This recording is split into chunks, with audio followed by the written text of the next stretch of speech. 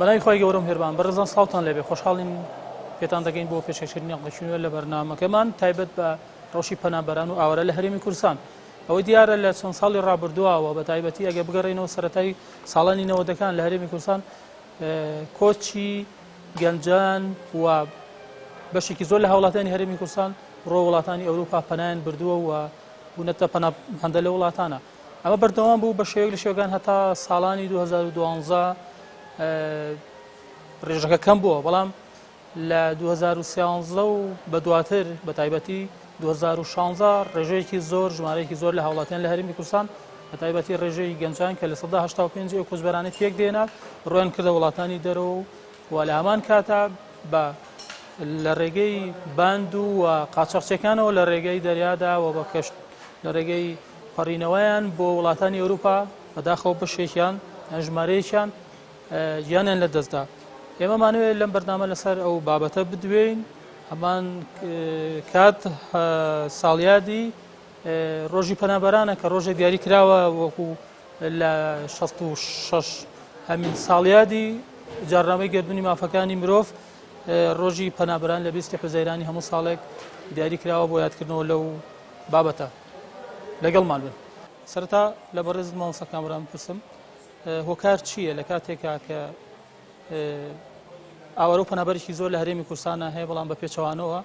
ڕێژەی کۆچبەران لە هەرێمی کوردستان وەرە وڵاتانی ئەوروپا وڵاتانی تر ڕووی لە زیاد بوون کردەوە لە کاتێکا بەپێی ئامارەکان لە 75 بۆ 80 ئەوانەی کە کۆچ دەکەن لە هەمان کاتا لە چینی گەنجان و توێژی گەنجانن. ئەمە چ کاریگەریەک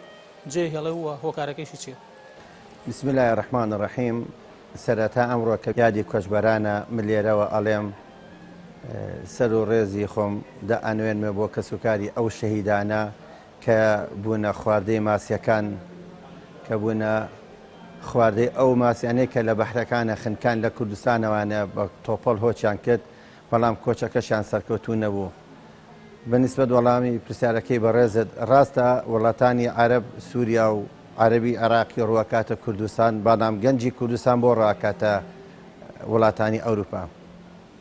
کوردستانی ئەمە بەناوبانگە بە ئەمان بە سەلامەتی. وڵاتانی عەرەب کەسانی عەرەب کە ئەڵێکی نە کوردستان ئەڵێ کوردستان ئامانە. ئەمە ڕاستە لەگەڵێک کەس خەڵکێکی زۆر ڕوەکاتە کوردستان. بەڵام بۆ گەنجی ئێمە کۆچ ئەکا سەبەبەکە چییە؟ سەبەبەکە گەڕێتەوە خاڵانی خوارەوە. یەکەم گەنجی ئێمە جامیعەی تەواو کردو شادێکی زلی هەیە و هیچ دەورێکی نییە. سەبەبەکەی گەنجی ئێمە لەسەر جادەکان نەسوڕێتەوەنی و دینارێکی پێ نییە. سەبەبەکەی ئێمە گەنجێک بە دوای کرێکاریە گەڕێ دەستی ناکەوێت. سەبەبەکەی ئێمە قەیرانی دارانیە، نەبوونی ئاشتیە، نەبوونی ئازادیە. دایمە هەر ڕۆژ و ئیخبارە بێسی فلان کەس کوژراوە، فلان مەڵات تەقەی لەکراوە، فلان کەس تیرۆل کراوە. یعنی ئەمانە عەرەب نازانێت. بەڵێ بەڵێ بەردەوامی هەیە. ئەمە ئەسبابەکانە. ئەگەر گەنجێک لەناو کوردستانی ئێمەیە ئاشتی بەرقەرار بێ، ئاشتی لە دڵی خۆیان هەبێ، لە خێزانێ هەبێ، لە گەڕێکی هەبێ، لە شارەکە هەبێ، چه ئیجابەکە بڕا بۆ دەرەوەی هەرێمی کوردستان؟ ئەوانەی کە ئەڕۆن بۆ دەرەوەی هەرێمی کوردستان نەبوون بێئیمکانێتن، مەعاشیان نییە، یان مەعاشەکان بە 4 مانگ 5 مانگ جارێک سەرف ئەکرێ ئەوە نییە کە بتوانێت پێ بژی. ژیان نییە، ژیان نەماوە لە کوردستان. وەڵای ئەبێ حکومەتی هەرێمی کوردستان لە سەرۆک مەسعود بەرزانیەوە بە خۆیان بچێتەوانێ ئەو بیرەنەوتانە ئەو پارانەی کە لەناو هەرێمی کوردستانە هەیە دای بەزیێنێ بۆ میلەت، میلەتی پێبژێنێ، دای بەزیێنێ بۆ گەنجەکان، دای بەزیێنێ بۆ کۆمپانیەکان کە قەرزارن، بۆ خاوەن پەیداویستیەکان، بۆ نابیناکان، بۆ مۆزەفەکان، قەیرانی دارایی لابات، قەیرانی موچە لابات. ئەو پارێت بگەڕێنێتەوە بۆ لا میلەت. ئاشتێک لەناو میلەتە دروستکە وەکو گوڵێکی نێرگز وایە لە بارە چۆن سەرد هەڵەیە. میلەت ئەوە ئەبوژێتەوانە. بڕوان پێ بکە ئەوانی ئەوروپا هەموویە گەڕێنەوە بۆ کوردستان. بەڵام ژیان نەماوە لە کوردستان. کامەتە ژیان بەس پێشمەرگە ژیانی هەیە، پۆلی ژیانی هەیە، ئاسایشیەتی، کەسابەت کوکێ ژیانی هەیە. تەنانەت ئەمڕۆ حیزبەکانی هاتوونەتە سەر ساجی عەلی ئیفلاس بوون. بوجەکان ئەوە نییە بەوە شێوەیە کە وەریگرێ وەکو جاران بێ. حیزبەکانی پارەی نەکرێ خانوویان پێدرێ، نەحیمایان پێدرێ، نار بەشی ڕاگەاندنەکانیان پێدرێ، هەموو شتەکانی ناوخواانەکەم بۆ تۆ. ینی تەسیراتەکە تەنها لە ناو هاوڵاتی نییە کەوتۆتە سەر حیزبەکانی شوانی. خەڵک چیەکە ینی هاوڵاتی چ ئەرچێکی لەسەرە لەو بوارە؟ ئایا هەر بەم شێوەیە شاهیدی بینینی ڕۆڵەکانیان بوون لە دەریاکانە بخنچێن و ببنە قوربانی مافیا و چەتە و باندەکان؟ من وا ئەبینم مێلوورە نموویەکی جوانی هەیە خی گەورە زۆر بە جوانی دروستی کردووە خی گەورەش ینی چەند ئاەتێک و چەند سوورەتێکی بە تایبەتی لەبە خاتی مێلوورە دانەوە میلەت ئێمە مێلوورەیە شوشەیە دەرەقەتی فیلێ نایە چی لە فیلی ئەکا فیلەکە کێ قیادی ئەسکەریە قیادی سەربازیە قیادی سیاسیە قیادی ئیدارە و سڵتەیە بەدەست ئەوانە بەدەست حکومەتە بەدەست ئەنجومەنی وەزیرانە بەدەست سەرۆکی ئەنجومەنی وەزیرانە بەدەست سەرۆکی هەرێم ئەگەر ئەوان وەزعەکە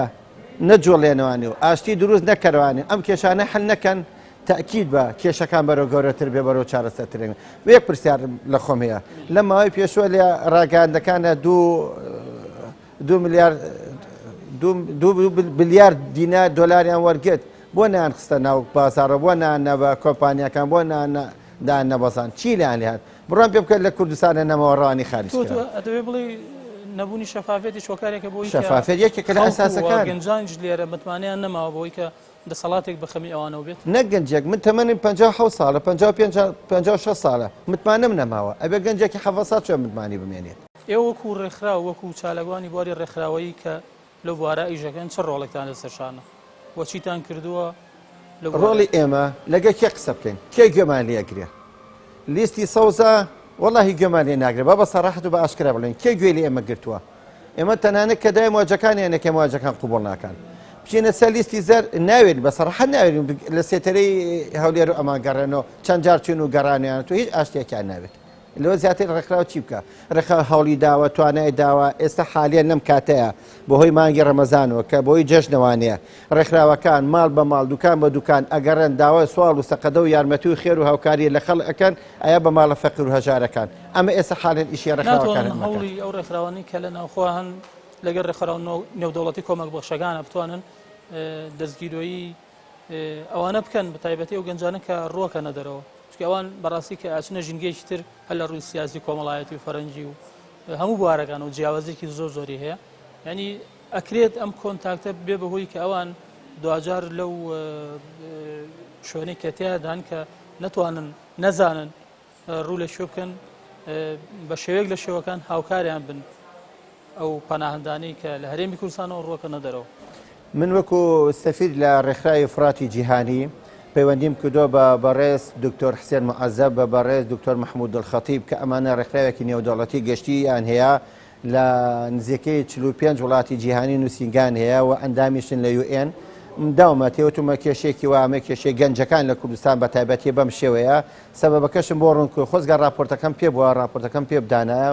ئەو راپۆرتە لە چل خاڵخۆی گرتووەتەوانە بەڵام جوابی داومێت و ئەڵێ ئەمە ئەبێ لەگەڵ UN قسە بکەین لەگەڵ UN خوانە قسە بکەین لەگەڵ ئەندامی خوانە قسە بکەن بەڵام جواب لە منێکی ڕاوەتوتە ئێستا بەڵێ کێشەی گەنج و کۆچ و کۆچبەران و ئەمانە ئێمە گاندومانە وەکو ڕێکخراوی فراتی جیهانی تەسلیمم کردووە من وەکو سەرۆکی ڕێکخراوی هیوایەک بۆ ئاشتی دکتۆر کامەران لە ڕێکخراوی فراتی جیهانی کە سەفیرم لەو ڕێکخراوە راپۆرت بە ناوی ڕێکخراوەکی خۆمەوە داومە بە ڕێکخراوی ئەوان دکتۆر حسێن معەزەب خۆی لێ وەرگرتوم داوێتی دەست دکتۆر محمود الخەتیب لە هەوڵ و توانای ئەم کێشەیە لە ناو کوردستان هەکە بەڵام بە شەفەوی پرسیارێکان پێوتم کێشەی ناو کوردستان ناو گەنجەکان ئەوە کێشەیە کە ئەبێ حکوومەت خۆی چارەسەریکە بەڵام ئێمەش هەوڵێکی ئاشتیانە ئەدەین بتوانین چیمان بکرێت لە ڕێ ڕێکخراوە بۆی بتەن کێشەکان کەم بکەینەوە من لەم بەشایە سپاس دەکەم بەڕێز کە کامەران عەبدوڵڵا سەرۆکی ڕێکخراوی هیوایەک بۆ ئاشتی سپاس دەکەم کە کاتێ بەخشی بەم بەشەی بەردەوام سپاس لە خۆستمەتان ئەمە دەستکارێک بم دەستخۆشیتان دێت بەڕێزان بەردەوامی لەگەڵتان لەسەر بابەتی واپرسی ئاوەرە و پەنابەران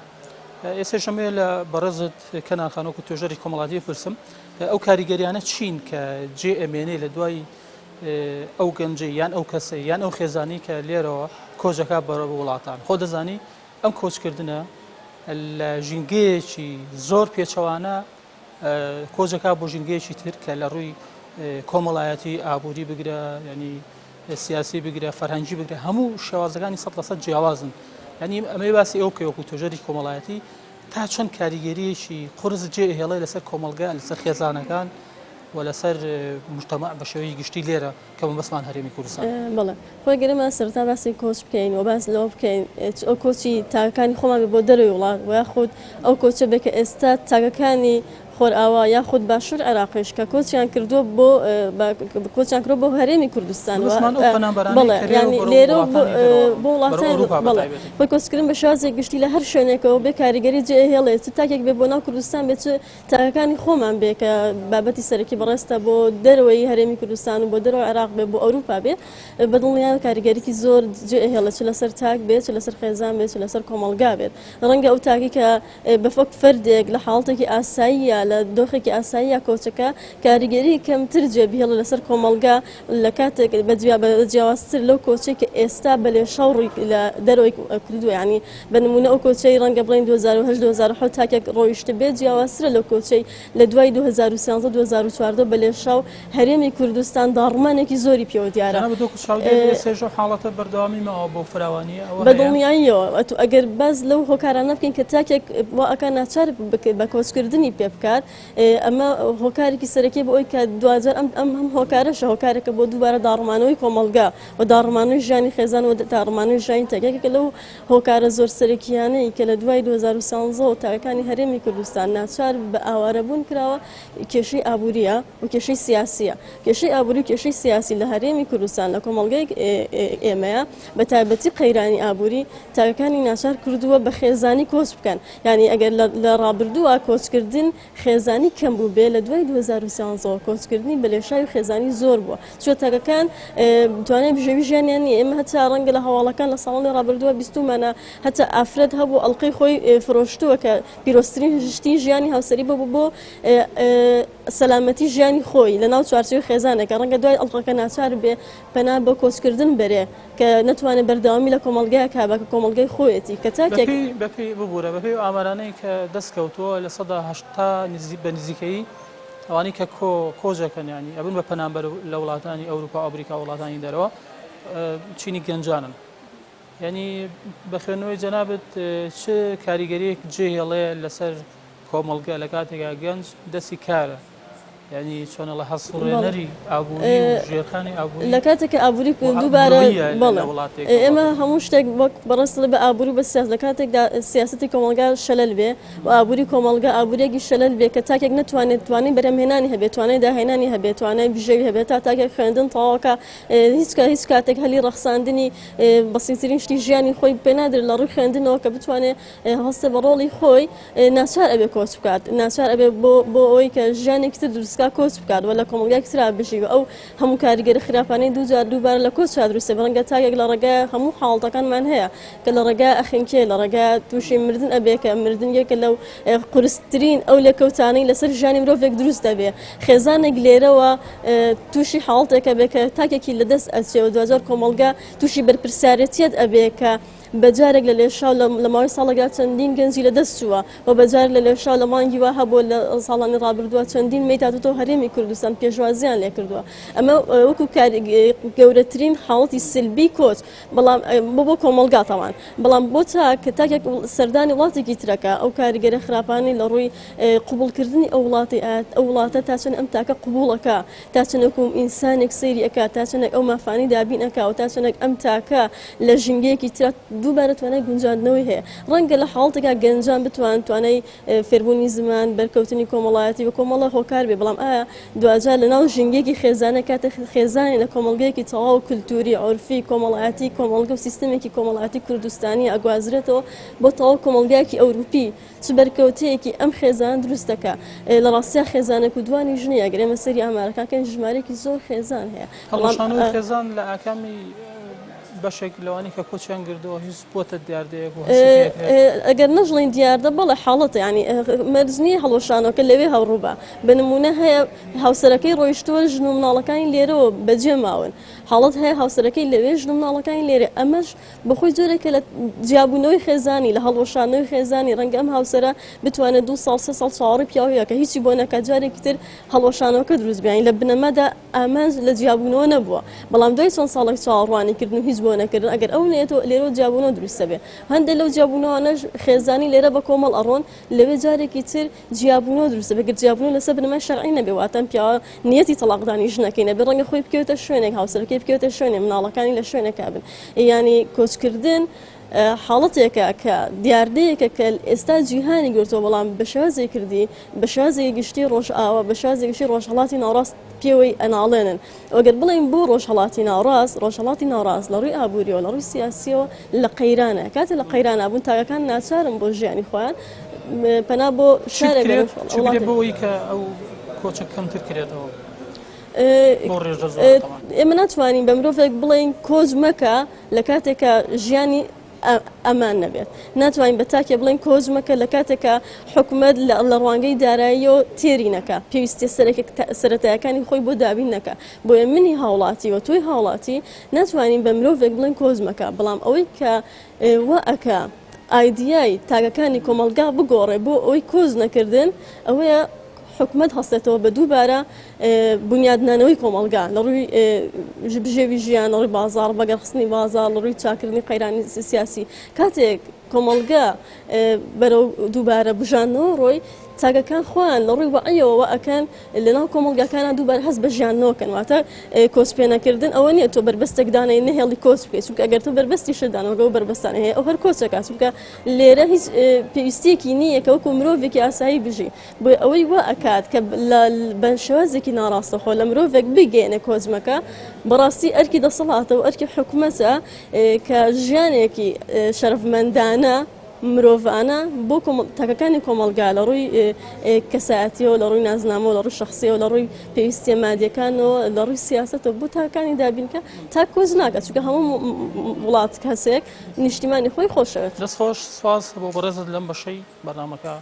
وەڵامی سپاسەکەین سەکۆتوبی سڵاوتان لێبێ دووبارە بەڕێزان هەر لەسەر بەرنامەکە بەردەوامی لەسەر پرسی پەنابەران و ئاوارەکان لە هەرێمی کوردستان زیاتر بەسمە پەنابەرانە ئێستش لەم بەشەی بەرنامەکە ئەمانەی لەگەڵ کاک سالار محمود پەرلەمانتار لە کوردستان قسە بکەین لەسەر ئەو مەوزوعە کاک سالار سپاسەکەین و سپاس بۆ کاتێککە پێمان ئەمانەوەی لەسەر ئەو مەوزوعە لە پەرلەمانە هیچ کراوە باز لە پرۆژە یاسا ئاکرێت کە پێشتری ئەوی شتانە سەرکرد بێ گەر باسی بکەین بەڵێ خۆی بابەتی پەنابەران و ڕفیوجی لە هەرێمی کوردستانە بابەتێکی گرنگە بەڵام بە پێی گرنگەکەی حکوومەتی هەرێمی کوردستان و حزبەکانی کوردستان باخێکیان بۆ پرسی ئاوارە و پەنابەران و ڕەوەندی کوردستانی نییە ئێمە لە پەرلەمانی کوردستان دەست پێشخەر بووین لە هەردوو خولی پەرلەمانە پرۆژە بڕیارمان پێشکەش بەڵام نەمانتوانی ئیرادەیەکی گشتی دروستکەین کە ببێتە بڕیار و ئیلتزاماتە قانونیەکانی هەرێمی کوردستان سەبارەت بە پەنابەران جێبەجێ بکرێن بەڵام توانیمان لەوەدا سەرکەوتوو بین کە نەهێڵین لە ڕێگەی فڕۆکەخانەکانی کوردستانەوە بە زۆر دیپۆرتکراوان بنێردرێنەوە و توانیمان کە هەماهەنگیکی باش لەگەڵ فیدراسیۆنی پەنابەراندا پێکەوە دروست کرد و هەماهەنگیمان هەبێت لەسەر زۆر ئاستا و لە ڕاستیشدا کە ئێمە سەردانی وڵاتانی دەرەوەمان کرد بۆ نمونە پەرلەمانی ئەوروپا پەرلەمانی بەریتانیا پەرلەمانی ئەڵمانیا پەرلەمانی سوید پەرلەمانی فینلەندا حکوومەتەکانمان بینی و هەمیشە داکۆکیمان کردو پرسی بە زۆر نردنەوەی پەنابەران ڕابگیرێ و ئیلتزام نەکەن بەو معاهدەی کە حکوومەتی ئیتیحادی بە جۆرێک لە جۆرەکان هەیە بۆ و هەرێمی کوردستان جۆرێک لە تایبەتمەندی خۆی هەیە چونکە نەبووە بە دەوڵەت و ناتوانێت لە بەرامبەر هەموو ئەو فشارانەی کە بنە باعیسی پەنابەران ئاوارەبوون و پەناهەندەبوون خۆی ڕابگرێ و خەڵکی ئێمە بەرپرسیارەتی لە بەرامبەر هاناوەهاتنی کۆمەلگای نێودەوڵەتی هەیە و ئەمڕۆ پەنابەرانی کورد لە دەرەوە وەزعیان خراپەوە ئەوانەشی دیپۆرت کراونەتەوە ماف و پێداویستیەکانیان لە هەرێمی کوردستان لە ڕێگەی حکوومەتی هەرێمی کوردستانەوە دابین نەکراوە بەڵام چین بۆ ئەو هەنگاوانە ئێوە هەر لە پرۆژە یاساکە کە باس کرد لە پەرلەمانە لە ڕاستیا بەشێکی پێویستە بابەتی جنسیە و پاسپۆرت و ئەوانە پێویستە بە حکوومەتی ئیتیحادیەوە بەڵام کۆمەڵێکی تر بۆ نمونە مامۆستایەک کە لێرە ڕۆیشتووە لە کولەمەرگیە ژیانی خۆی بەجێهێشتووە و ڕۆیشتووە بە زۆر نێدراوەتەوە کوردستان پەنابەران فیدراسیۆنی پەنابەران و ئێمەش داوامان کردووە بگەڕێتەوە سەر کاروبارەکەی خۆی کە لە وەزیفەدا بۆ پێشتر یا ئەندازیارێکە یان کەسێکە کە حاڵەتێکی تایبەتی هەیە خاوەن پێداویستی تایبەتە یان ژن و پیاوێک کە زەواجیان کردووە دیپۆرت کراونەتەوە مناڵەکەیان ئەجنەبیە جا پیاوەکە کوردەیان دایکەکەی کووردە ئەو مناڵە پێویستی بەوەی لێرە ڕەگەزنامەی بدرێتێ ئەبێ بیدرێتێ و بێ حکوومەتی هەرێمی کوردستان تایبەتمەندیەکانی لەبەرچاو بگرێت و نوێنەرایەتیەکانی حکوومەتی هەرێمی کوردستان لەسەر ئاسی دەرەوە دەبێت کار بکەن بەوەی کە مەسەلەی بە زۆر ناردنەوەی پەنابەران کۆتایی پێبێندرێ و کار ئاسانی زیاتر بۆ ئەو کەسانە بکرێت کە پەناهەندە بە نوێیان ئەچنە وڵاتانی دەرەوە داوای پەنابەرێتیەکەن. بۆ نمونە خەڵکی شەنگال، خەڵکی مەندەلی، خەڵکی دەوروبەری دووز، تەنانەت تا ئێستش کەرکووکیش لە ڕووی تیرۆرەوە مەترسی لەسرە. ئەو خەڵکانەی کە ڕۆیشتونەتە ئەوێ بەو کەیسانە حکوومەت هەرێمی کوردستان لە مەسەلەی پەنابەرێتیە پشتیوان مەسەلەی پەنابەرێتی و مافی نیشتەجێبوون لە شوێنێکی شایستەی ئارامە. ئەمە یەکێکە لە بنەماکانی جارنامەی گەردوونی مافی مرۆڤ. زیاتر وەکو پەرلەمانتاران وەکو بڵێن دەسەڵات بەگشتی لە هەرێمی کوردستان ئەوەندە ئیش لەسەرەوە بکەن کە نەیەڵن گەنجان و هاوڵاتیان پەنا بەنە بەر وڵاتان، ئەوەندە ئیش لەسەرەوەکەن کە لەوێ نەیهێڵن ئەوان دیپۆرتکرێنەوە. ئەمە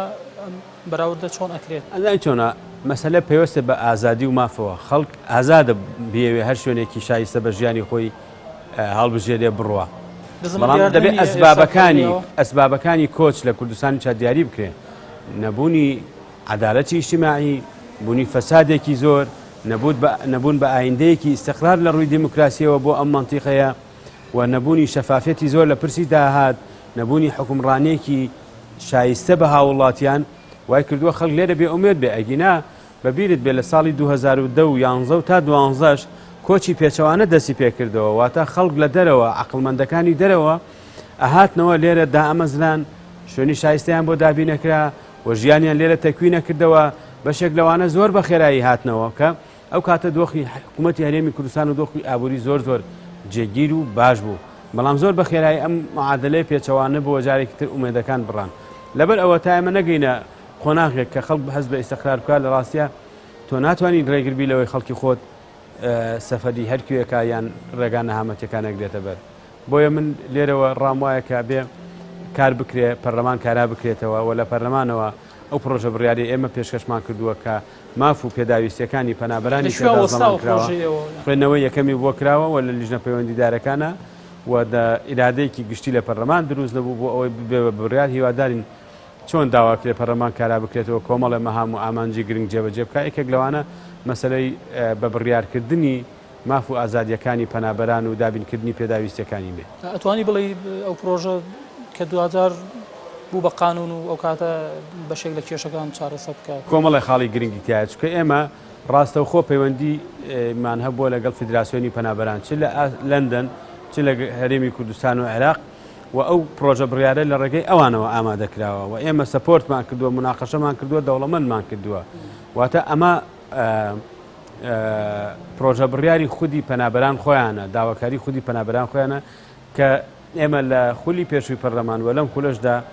لە ڕێگەی لیژنە پەیوەندیدارەکانەوە دیدار و گفتوگۆمان هەبوو کە پرۆژە بڕیارەکەمان ئامادە کرد. دەستخۆش سپاس بۆ بەڕێزت کاگە سەلام پەرلەمانتار سپاسەکەین بۆ کاتێکە بەخشیت بە بەرنامەکە.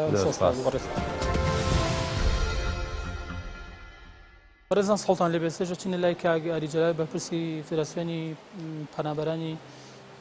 پەنابەران لە هەرێمی کوردستان. کاگاری سپاس بۆ ئەو دەرفەتێکە بەخشی لە بەشەی بەرنامەکە. ئەمانەی لەسەر فیدراسیۆنی ئێوە چ کارێکیان کردو لە ئێسەیە؟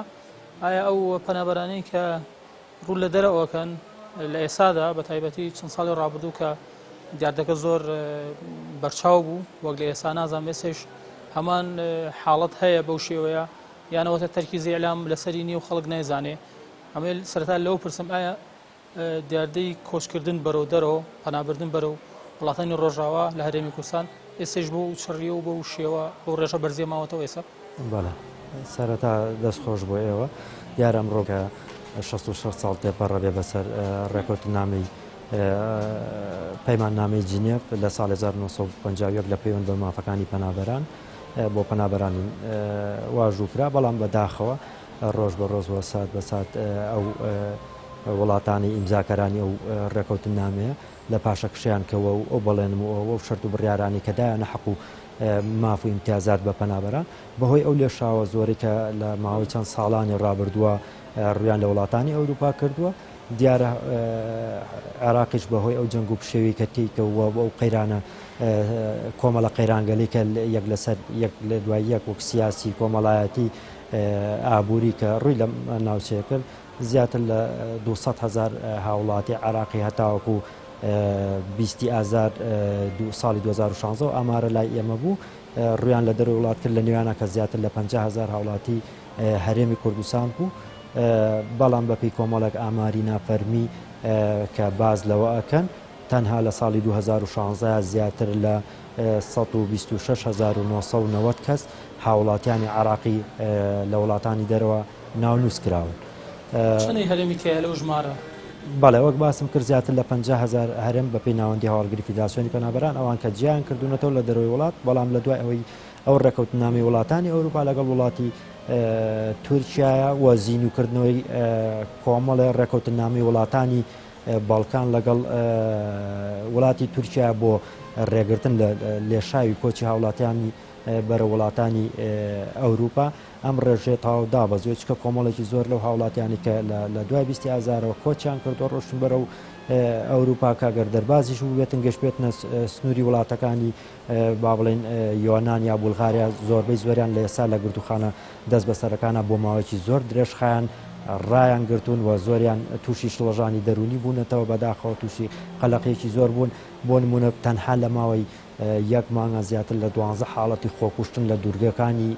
لە دوورگەی سامۆس و دەوروبەری تۆمار کراوە. لە 2017 ئاماری کەتان لا نییە بۆی کە لە 2017 بەڵێت سەرجەم و هاوڵاتیانی هەرێمی کوردستان کە ڕۆشتونەتە دەرەوە ئەوانی کە بەداخەوە تووشی ڕووداوی نەخوازراوە بوونەوە بێسەر و شوێنن ئێمە و ئامارانەمان لایە، بەڵام ئاماریکەی تازەمان بەدەست نەگەیشتووە کە بڵێن تەنها هاوڵاتی هەرێمی کوردستان بێ بۆ خۆتان نەزانن هاوڵاتیانێک کە لە دەرەوەی وڵات ناونووسەکرێت بە عێراقی ئەژمارەکرێت نەک بڵێن بە هاوڵاتی هەرێمی کوردستان. زۆر باشە. ئەو دیاردانی کە لێرە لەوێ ئەیبیسین بە تایبەتی ئەم چەند ساڵی دوایی ئەویش بوونی ڕێژەیەکی زۆر لە ئەوانی کە کۆچیانە کرد لە ناو دەریادا یان لە ڕێگەی باندەکانەوە بەسەر و شوێن نەکران یان بە دەستی ئەنقەز بێ یان بە بێ دەستی ئەنقەز بێت لە دەریاگان ناخنکان و یان یەکەوتن دەست ئەو باندە قاچەقچیانەوانی ئێوە تا چەند ئەو ئامارەتان لایە کە بەو شێوەیە بە شێوەیەکی دروست کە بڵین تەرمەکانیان گەێنرابێتەوە ئێرە یان لێوێ بە خاک سپێرابن ئەوە چۆنە؟ بەڵێ دیارە بەهۆی ئەو لێشاوە زۆری کە هاوڵاتیان هەرێمی کوردستان ڕویان لە دەرەوەی وڵات کرد و عێراقی بەگشتی زیاتر لە 158 هاوڵاتی هەرێمی کوردستان ڕێژەکان ڕێژانەی کە من باسیەکەم بە دڵنیای زۆر لەوە زیاترە چکە هەمووی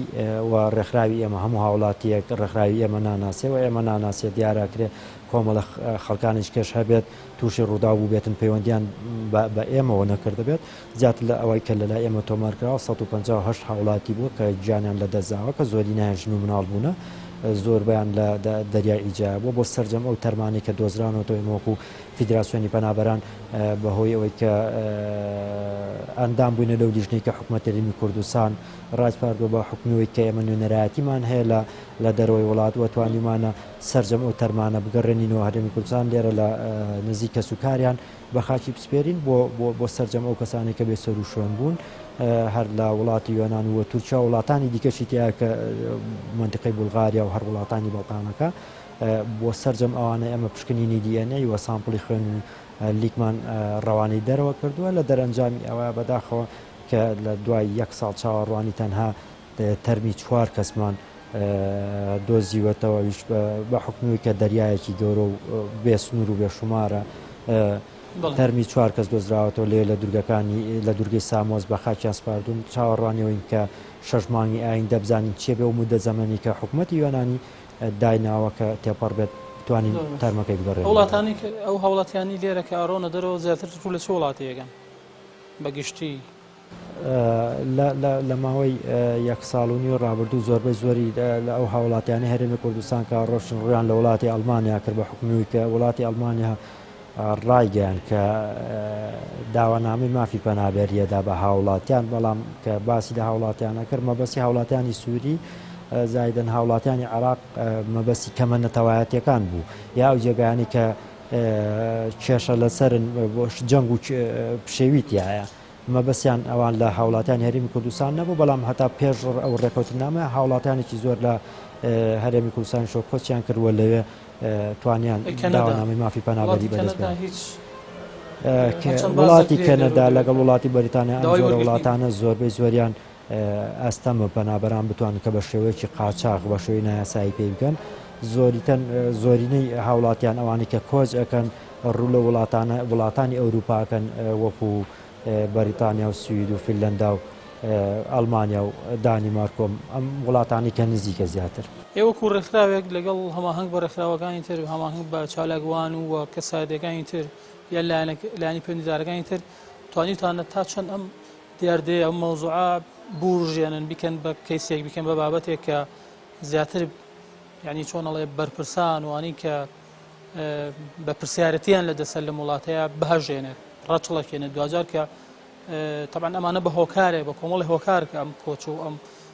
پەنابەریە قوبوڵەکەن وەچنە دەر ئێوە شتێکی واتان کردووە یان بەس زیاتر قوربانەکانە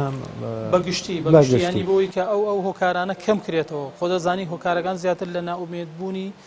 خەڵکانێکن و سەرڕای باش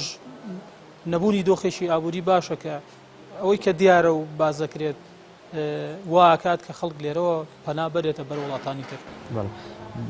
بە دڵنیایی ئێمە وەکو فیدراسیۆنی پەنابەران لە سەرەتای دامەزرانمان لە ساڵی 2010 و هەتاوەکو ئێستا با بڵێن ئێمە مودەی 3 ساڵی خایەن هەتاوەکو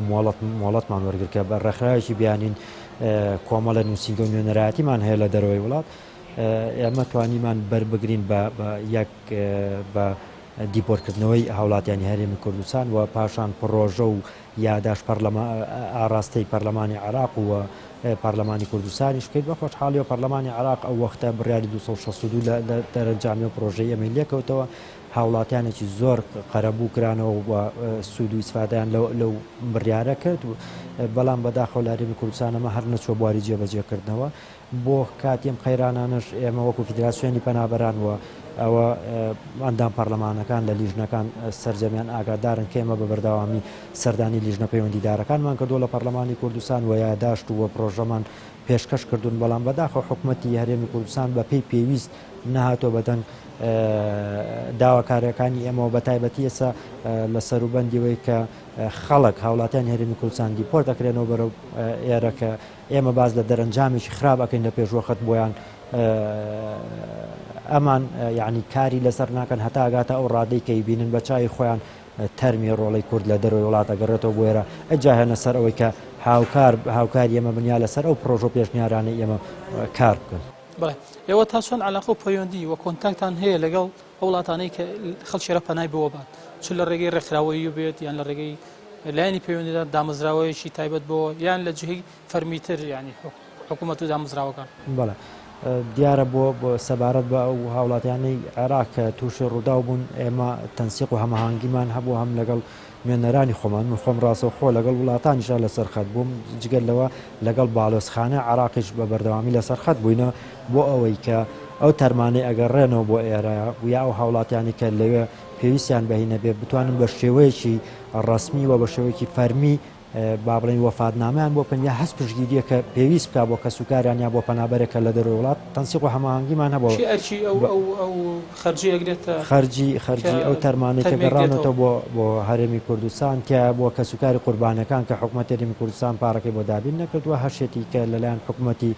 عێراقیەوە کولفەکەی بۆ دابین کراوە و یاشایەتی سەرۆکایەتی ئەنجومەنی وەزیران ئەکرا بەڵام زۆرینەی لەلایەن حکوومەتی هەرێمی کوردستانەوە تێچۆکەی بۆ دابین کرا. تەرم هەبووە لەوێ بەوەی کەم دەستی و نەبوونیەوە نەهێنرێتەوە؟ بەڵێ بە دڵنیاییەوە ئێمە خێزانێکی 5 نەفەری شاری کەرکووکمان هەبوو کە لەوێ زیاتر لە 1 مانگ دەستیان پێکردین ناچار من پەنامبەر بۆ حکوومەتی عێراقی لە ڕێگەیەوانەوە پارەکەمان سەرف کرد ئێمە ئیشوکاری یاساییەکانمان بۆ تەواو کرد تەرمەکان گەڕانەوە بەڵام هەر تەرمیکەی کەرکووکیش هەبوو ئەمە نەدەستی کرا بە کەسوکارەکەی وە بە ئێمە ناچار کەسوکاریان لێ بە خاچیان سپارت. نوێنەرایەتی حکوومەتی هەرێم لە زۆر وڵاتی لە وڵاتەکانە هەیە بە تایبەتی وڵاتانی ئەوروپا چه هەماهەنگیشیان کردەوە چ کار ئاسانیشیان کردەوە بەدەر لە سەفارەتەکانی عێراق لە وڵاتان؟ بەداخەوە توانم بڵم بە پێی پێویست نەبوون نە باڵێزخانەی عێراق بۆ وڵاتی تورکیا و یۆنانی لێ دەرچێنە باڵێزخانەی عێراق نوێنەرایەتی حکوومەتی هەرێمی کوردستان بە پێی پێویست نەبوون لە کاتێکە پەنابەران ڕوبەڕووی هەڕەشەی گرتن و زیندانیکردن ئەبوونەوە لە کەمپەکانە بۆ ماوەیەکی درێژخایەن بەڕاستی تۆ نوێنەرایەتیت هەبێت لە هەچ وڵاتەکە ئەبێت لەسەر هاوڵاتی خۆت بێتە جواب بزانی هۆکاری چییە کە بۆ ماوەی درێژخان یا ئەو ڕێکەوتنی کە لە نێوان حکوومەتی عراق و وڵاتانی ئەوروپا ئینکراوە بووە نوێنەرایەتی حکوومەتی هەرێمی کوردستان لەسەر کەیسی ئەو خەڵکە بەهاتاتە جواب ڕێگەی نەدا کە هاوڵاتیانی هەرێمی کوردستان ببن بە قوربانی سیاسەتی دیپۆرتکردنەوەی حکوومەتی عراق. دەستخۆش بێ سپاس دەکەین لەم بەشی بەرنامەکە لەگەڵمان بووی سواز بۆ وەڵامەکانت بۆ سەرنج و تێبینەکان بۆ بەشداری سپاس دەکەین. بەڕێزان بەم شێوەیش دێنە کۆتایی بەرنامەی ئەمڕۆمان کە تایبەت و بە ڕۆژی پەنابەران و ئاوارە لە هەرێمی کوردستان و وڵاتانی تر بە بەشداری لە بۆ ڕێزانی کە بەشداریان لە بەرنامەکە تا بەرنامە و بابەتێکی تر بەخوای گەورەتان سپێرین خواتان لەگەڵ.